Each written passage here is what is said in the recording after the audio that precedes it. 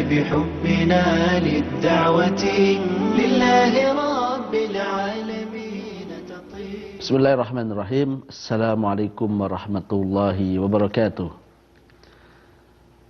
Alhamdulillahi ala ihsanih wa syukru lahu ala taufiqihi wa amtinanih.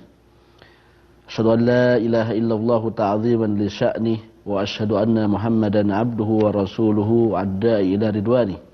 Salatullahi wa salamu rabbi ala hadan nabiyil karim wa ala alihi wa ashabih. Saudara dan saudariku yang dirahmati oleh Allah Subhanahu wa taala. Alhamdulillah pada sore hari ini kembali kita berjumpa lewat saluran TV Ar-Risalah. Dan pembahasan kita pada sore hari ini berkisar terkait dengan keistimewaan bulan Ramadan atau kekhususan-kekhususan yang dimiliki oleh bulan Ramadan. Kita akan memasuki bulan Ramadan, bahkan akan segera memasuki bulan Ramadan. Jadi boleh dikatakan kita berhitung mundur terkait dengan datangnya bulan Ramadan. Bulan ini merupakan tamu yang sangat agung, akan datang kepada kita selama 1 bulan penuh. Dan pada sore hari ini kita akan melihat keagungan dari tamu ini. Kita akan menjelaskan terkait dengan kekhususan-kekhususan yang dimiliki oleh bulan Ramadan yang tidak dimiliki oleh bulan-bulan yang lainnya. Keistimewaan yang hanya dimiliki oleh bulan Ramadan.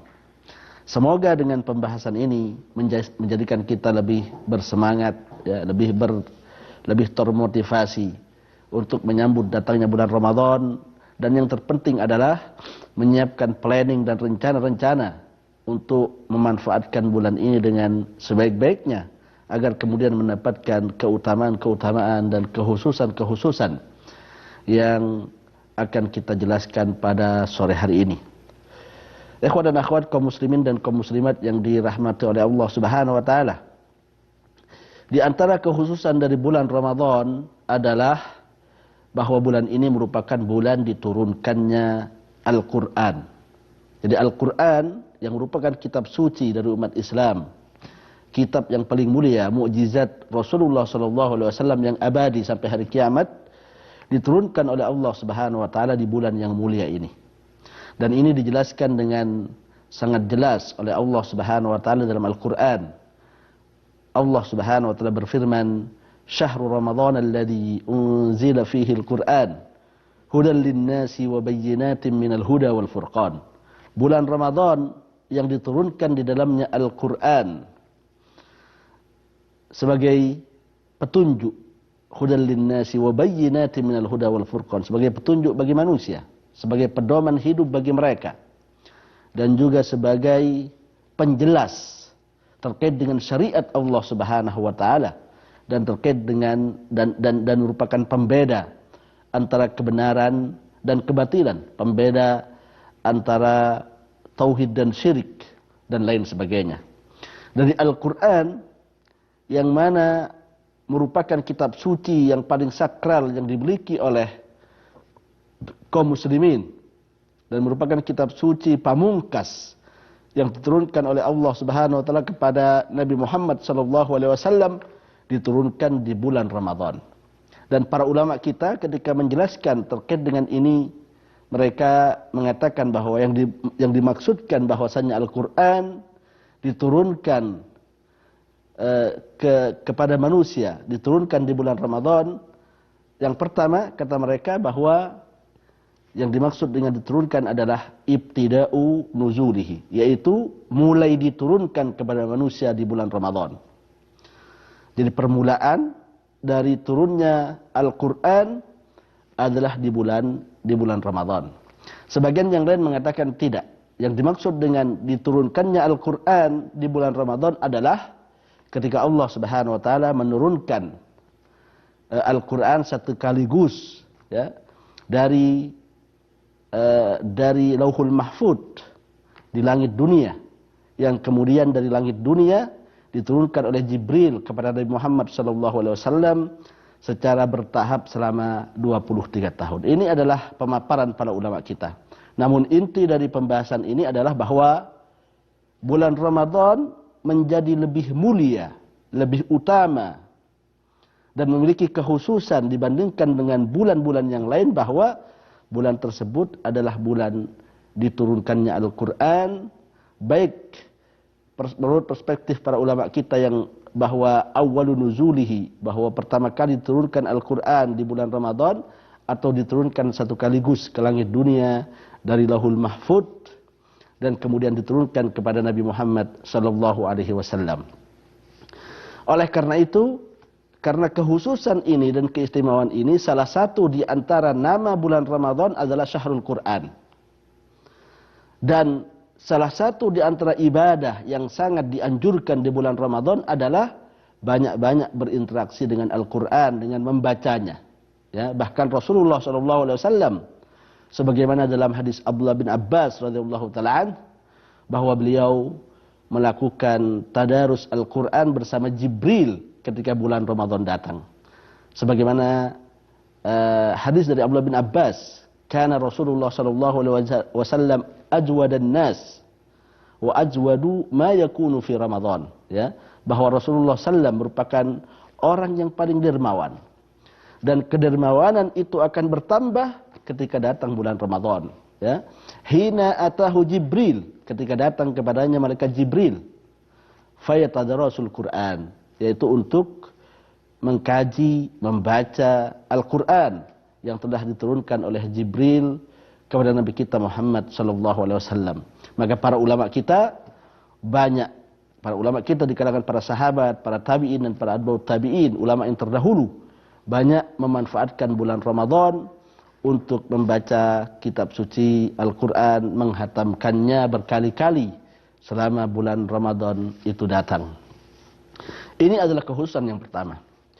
Kekhususan yang kedua dan keistimewaan yang kedua dari bulan Ramadan yang tidak dimiliki oleh bulan-bulan yang lain, bahwa bulan Ramadan merupakan bulan yang mana Allah Subhanahu wa taala membuka pintu surga selebar-lebarnya, menutup pintu neraka serapat-rapatnya, dan juga membelenggu setan-setan dan jin-jin. Tujuan dari ini semua adalah agar kemudian memberikan keluasan kepada kaum muslimin untuk kembali kepada Allah Subhanahu wa taala, untuk mendekatkan diri kepada Allah Subhanahu wa taala. Sehingga mereka menjadikan bulan Ramadan sebagai momentum untuk kembali, untuk rujuk dan untuk bertobat kepada Allah Subhanahu wa taala, menggapai ketakwaan sebagaimana yang diisyaratkan oleh Allah Subhanahu wa taala dalam firman-Nya. Hal ini disebutkan oleh Rasulullah sallallahu alaihi wasallam dalam beberapa riwayatnya. Di antaranya adalah hadis dari Abu Hurairah radhiyallahu taala, Rasulullah sallallahu alaihi wasallam, "Idza dakhala Ramadhan futihat abwabul jannah wa ghulliqat abwabun nar wa suffidatis syayatin." Kata Rasulullah bahwa jikalau datang bulan Ramadan, dibuka pintu-pintu surga, ditutup pintu-pintu neraka, dan dibelenggu jin-jin, kata Rasulullah sallallahu alaihi wasallam. Apa tujuan dari dibukanya pintu surga? Yaitu untuk memberikan keluasan dan kesempatan yang seluas-luasnya kepada kaum muslimin, ya, untuk melakukan perbuatan-perbuatan kebaikan.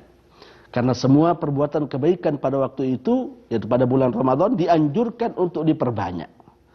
Dianjurkan untuk berpuasa atau bahkan diwajibkan. Dianjurkan untuk melakukan qiyamul lail, salat malam. Kemudian dianjurkan untuk membaca Al-Quran. Diperintahkan dan diwajibkan untuk membayar zakat fitrah. Kemudian dianjurkan untuk melakukan i'tikaf, untuk mengejar Lailatul Qadar. Ini semua adalah ibadah-ibadah yang agung. Apabila kita bisa memanfaatkan bulan Ramadan dengan melakukan ibadah-ibadah tersebut, maka ini merupakan salah satu di antara hikmah dari dibukanya pintu surga seluas-luasnya oleh Allah Subhanahu wa taala. Kemudian ditutup pintu neraka serapat-rapatnya untuk memberikan, ya, untuk menutup potensi kaum muslimin melakukan keburukan-keburukan, melakukan maksiat kepada Allah Subhanahu wa taala. Jadi agar kemudian jin dan setan dipersempit, ya, dan itu juga dibelenggu oleh Allah Subhanahu wa taala. ruang gerak jin dan setan dipersempit oleh Allah Subhanahu wa taala, sehingga hati manusia lebih menerima untuk melakukan kebaikan-kebaikan di bulan Ramadan, ya, cepat untuk sabar, untuk bertobat di bulan Ramadan, karena Allah Subhanahu wa taala mengkondisikan bulan ini agar kita kemudian banyak kembali kepada Allah, ya, agar banyak beribadah kepada Allah Subhanahu wa taala dengan kondisi-kondisi yang kita sebutkan, yaitu dibuka pintu surga, ditutup pintu neraka, dan dibelenggu jin-jin dan setan-setan. Oleh karena itu kita banyak melihat perubahan yang sangat signifikan di lingkungan kita terkait dengan datangnya bulan Ramadan. Orang yang selama ini mungkin kita lihat fasik, tidak pernah melakukan ibadah sholat dan lain sebagainya, ketika datang bulan Ramadan tersentuh hati mereka. Sehingga kemudian air mata yang selama ini tidak pernah turun menjadi turun. Yang tidak pernah sholat kemudian pergi ke masjid. Yang tidak pernah berpuasa kemudian berpuasa, ya. Meskipun sebagian dari fenomena ini adalah fenomena sementara. Namun, jikalau seseorang bisa meraih taufik Allah Subhanahu wa taala dan kemudian berusaha untuk istiqamah di dalamnya, maka bulan Ramadan adalah bulan yang paling pas dan tepat untuk kembali dan bertobat kepada Allah Subhanahu wa taala. Karena semuanya dimudahkan oleh Allah Subhanahu wa taala. Maka kita katakan bahwa kekhususan bulan Ramadan yang tidak dimiliki oleh bulan-bulan yang lainnya adalah kemudahan kita untuk rujuk, untuk bertobat, dan untuk kembali kepada Allah Subhanahu wa taala. Karena lingkungan untuk kembali disiapkan oleh Allah Subhanahu wa taala. Dibukanya pintu-pintu surga, ditutupnya pintu-pintu neraka, dan dibelenggu jin-jin dan setan-setan. Oleh karena itu banyak yang mengatakan bahwa apabila seseorang tidak bisa bertobat di bulan Ramadan, tidak bisa menjadi pribadi yang lebih baik di bulan Ramadan, maka kapan dia akan menjadi lebih baik? Maka kapan dia akan bertobat kepada Allah Subhanahu wa taala? Padahal bulan Ramadan merupakan bulan yang paling cocok bagi anak Adam, bagi manusia untuk bertobat, untuk sabar, untuk sadar, dan untuk rujuk ke jalan Allah Subhanahu wa taala. Ini kekhususan yang kedua. Kekhususan yang ketiga, ikhwan dan akhwat, kaum muslimin dan kaum muslimat yang dirahmati oleh Allah Subhanahu wa taala, bahwa di bulan Ramadan kita diperintahkan sebuah ibadah yang tidak diperintahkan di bulan-bulan yang lainnya, yaitu ibadah berpuasa.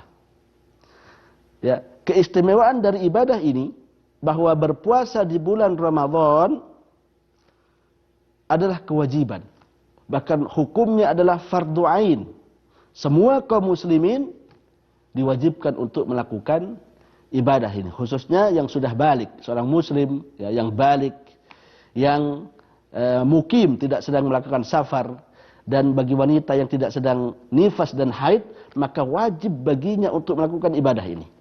Memang ada uzur-uzur, ya, bagi seorang muslim untuk tidak berpuasa, seperti safar misalnya, atau ketika sedang sakit misalnya, tapi diwajibkan untuk mengganti ibadah ini di hari-hari yang lainnya. Ini menunjukkan apa? Hukum yang sangat berat bagi ibadah puasa ini. Bahkan dia merupakan bagian dari rukun Islam, sebagaimana disebutkan oleh Rasulullah sallallahu alaihi wasallam dalam hadis Abdullah bin Umar radhiyallahu taala. Buniyal Islamu ala khamsin, syahadatu la ilaha illallah wa Muhammadar Rasulullah wa iqamis shalah wa ita'iz zakah wa shaumi Ramadan wa hajjul bait. Jadi berpuasa di bulan Ramadan merupakan rukun Islam. Tidak sempurna, bahkan tidak tegak keislaman seorang hamba apabila dia belum melaksanakan puasa di bulan Ramadan, khususnya bagi orang-orang yang sudah masuk ke dalam syarat-syarat wajib untuk melakukan ibadah puasa. Maka ini adalah kekhususan bulan Ramadan. Selama 30 hari kita diwajibkan untuk melakukan ibadah ini. Di bulan-bulan yang lainnya ada ibadah puasa, tapi hukumnya sunnah. Kita boleh puasa hari Senin, hari Kamis, ya. Puasa Ayyamul Bid tanggal 13, 14, 15 di bulan Qamariyah, ya. Dan juga kita mungkin diperintahkan untuk berpuasa di bulan-bulan seperti bulan Dzulhijjah, ya, ataupun di bulan Muharram. Tapi hukumnya semua dari puasa ini adalah sunnah. Berbeda di bulan Ramadan, berpuasa hukumnya wajib. Yang meninggalkan puasa tanpa uzur, maka dia terjatuh ke dalam dosa yang sangat besar di hadapan Allah Subhanahu wa taala. Ini adalah kekhususan yang kedua atau yang ketiga yang dimiliki oleh bulan Ramadan. Dan satu lagi, ya, di antara keistimewaan dari bulan ini yang berkaitan dengan puasa, bahwa pahala dari ibadah puasa ini merupakan pahala yang diberikan langsung oleh Allah Subhanahu wa taala. Karena ibadah ini adalah ibadah yang khusus. Ibadah yang dilakukan oleh manusia kepada Allah Subhanahu wa taala secara langsung, ya. Maka kemudian Allah Subhanahu wa taala yang akan memberikan pahala itu secara langsung. Hal ini sebagaimana sabda Rasulullah sallallahu alaihi wasallam, "Kullu amal ibni Adam yudha'af." Semua amalan-amalan anak Adam akan dilipat gandakan oleh Allah Subhanahu wa taala. Al-hasanatu bi asyri amsalihha. Kebaikan yang kita lakukan pahalanya akan dilipat gandakan menjadi 10 kali lipat, ila sab'i mi'ati dhi'fin, sampai 700 kali lipat. Jadi pelipat gandaan dari amalan-amalan kebaikan, ya, pelipat gandaan pahala dari amal kebaikan maksimal adalah 700 kali lipat. Allah kemudian berfirman dalam hadis qudsinya, illa saum, kecuali ibadah puasa. Jadi pelipat gandaan ibadah puasa bisa lebih besar dibandingkan dengan pelipat gandaan ibadah-ibadah biasa. Illa saum fa innahu li wa ana ajzi bihi. Sesungguhnya kecuali puasa, ibadah puasa. Fa innahu li, ibadah puasa itu adalah milikku. Ya, dilakukan oleh manusia secara rahasia antara dia dengan Allah Subhanahu wa taala saja. Ya, atau ibadah itu merupakan ibadah yang ikhlas kepada Allah Subhanahu wa taala semata-mata. Fa innahu li wa ana ajzi bihi, dan saya yang akan memberikan pahala bagi ibadah puasa tersebut. Ini kata Allah Subhanahu wa taala. Apa rahasia, ya, bahwa ibadah ini akan diberikan pahala secara langsung oleh Allah Subhanahu wa taala, bahkan melebihi pelipat gandaan pahala-pahala ibadah yang lainnya sebanyak 700 kali lipat? Kata para ulama kita, karena inti dari berpuasa itu adalah bersabar. Bersabar dan bersabar. Bahkan di dalam ibadah puasa berkumpul 3 jenis kesabaran. Yang pertama adalah bersabar dalam menjalankan syariat Allah Subhanahu wa taala. Yang kedua adalah bersabar dalam menjauhi larangan-larangan Allah Subhanahu wa taala, dan yang ketiga adalah bersabar terkait dengan takdir-takdir yang buruk yang tidak kita sukai ketika kita berpuasa kepada Allah Subhanahu wa taala. Adapun yang pertama, bersabar melaksanakan perintah Allah Subhanahu wa taala. Seorang mukmin ketika bulan Ramadan datang bersabar dengan ibadah puasa, ya. Bersabar dengan ibadah qiyamul lail, bersabar dengan ibadah qiraatul Quran dan lain sebagainya. Maka kesabaran inilah yang kemudian bisa membuat kualitas ibadah kita menjadi besar. Kemudian yang kedua, bersabar dalam menjauhi larangan-larangan Allah Subhanahu wa taala. Di bulan Ramadan kita dilarang makan untuk minum. Padahal kita suka makan, suka minum. Kita dilarang melakukan hubungan suami istri. Padahal itu adalah kebutuhan kita. Hal yang mubah di selain bulan Ramadan. Maka itu semua kita tinggalkan. Karena apa? Karena kita beriman kepada Allah Subhanahu wa taala. Kemudian yang terakhir, ketika kita berpuasa, maka kita merasakan lapar dan dahaga, ya. Kita merasakan perut melilit, badan kita letih, loyo, ingin tidur dan lain sebagainya. Ketika kita melakukan sholat tarawih, kaki kita pegal, pinggang kita mungkin capek dan sakit. Ini semua adalah takdir yang tidak kita sukai. Kita suka mungkin nyaman, duduk nyaman sambil ngopi, ya, dan lain sebagainya. Tapi karena keimanan kita kepada Allah Subhanahu, kita sabar terhadap itu semuanya. Sehingga kemudian ibadah puasa yang kita lakukan, ibadah qiyamul lail yang kita lakukan, merupakan bagian dari kesabaran kita kepada Allah Subhanahu wa taala, sehingga termasuk dalam firman Allah Subhanahu wa taala, innama yuwassas sabiruna ajruhum bighairi hisab. Sesungguhnya orang-orang yang bersabar akan diberikan pahala tanpa batasan oleh Allah Subhanahu wa taala. Kemudian ikhwan dan akhwat yang dirahmati oleh Allah Subhanahu wa taala, di antara kekhususan bulan Ramadan adalah bahwa bulan ini merupakan bulan pengampunan dosa. Ya, sebagaimana sabda Rasulullah SAW, "Man shoma Ramadhana imanan wa ihtisaban, ghufira lahu ma taqaddama min dhanbihi." Yang berpuasa di bulan Ramadan dengan penuh keimanan dan keikhlasan akan diampuni dosa-dosanya oleh Allah Subhanahu wa taala yang telah lalu. Demikian juga dengan orang yang melakukan salat tarawih dengan penuh keimanan, dengan penuh keikhlasan kepada Allah, maka dia juga akan diampuni dosa-dosa yang telah lalu.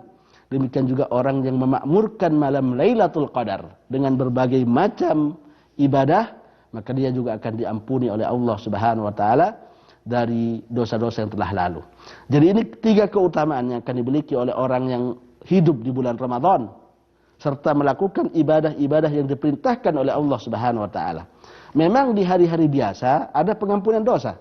Ketika kita melakukan sholat 5 waktu, diampuni dosa-dosa kita. Ketika kita berwudu, akan diampuni dosa-dosa kita. Namun di bulan Ramadan, kesempatan untuk diampuni ini lebih besar dengan ibadah-ibadah khusus yang memang diperintahkan oleh Allah hanya di bulan Ramadan. Kemudian, di antara keistimewaan bulan Ramadan adalah malam Lailatul Qadar, yang terjadi di 10 malam terakhir dari bulan Ramadan, yang merupakan malam yang paling mulia selama setahun penuh. Orang yang mendapatkan malam Lailatul Qadar dan memakmurkannya dengan ibadah kepada Allah Subhanahu wa taala, maka dia akan mendapatkan kebaikan yang sangat besar. Ya. Kata Allah Subhanahu wa taala, "Lailatul Qadri khairum min alfi syahr." Bahwa malam Lailatul Qadar lebih baik dibandingkan dengan 1000 bulan. Maka orang yang hidup pada malam Lailatul Qadar dan memanfaatkan malam tersebut dengan ibadah kepada Allah Subhanahu wa taala, apapun jenis ibadahnya, baik dengan qiyamul lail, salat malam, ataupun membaca Al-Quran, ataupun bersedekah, maka ibadah itu lebih baik dibandingkan dengan 1000 bulan. Dan 1000 bulan bukan angka yang sedikit, dia angka yang sangat besar. Jikalau kita konversi ke tahun, maka setara dengan 83 tahun. Coba ini. 83 tahun sangat sedikit di kalangan manusia umat Nabi Muhammad yang sampai pada usia 83 tahun. Bisa dihitung dengan jari. Tapi bagi orang yang memakmurkan malam Lailatul Qadar dengan ibadah-ibadah, seakan-akan bertambah pada usianya 83 tahun, semuanya digunakan untuk beribadah kepada Allah Subhanahu wa taala. Maka ini adalah kebaikan yang sangat besar yang diperuntukkan bagi kaum muslimin.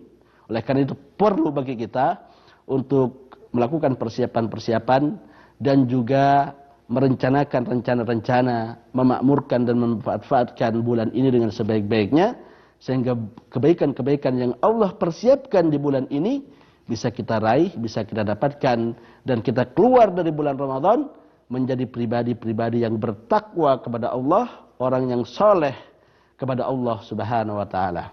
Ini yang bisa kita sampaikan pada kesempatan kali ini. Semoga Allah Subhanahu wa taala memberikan taufik kepada kita untuk beribadah kepadanya di bulan Ramadan maupun di luar bulan Ramadan. Subhanakallahumma bihamdik, asyhadu an la ilaha illa anta, astaghfiruka wa atubu ilaik. Assalamualaikum warahmatullahi wabarakatuh.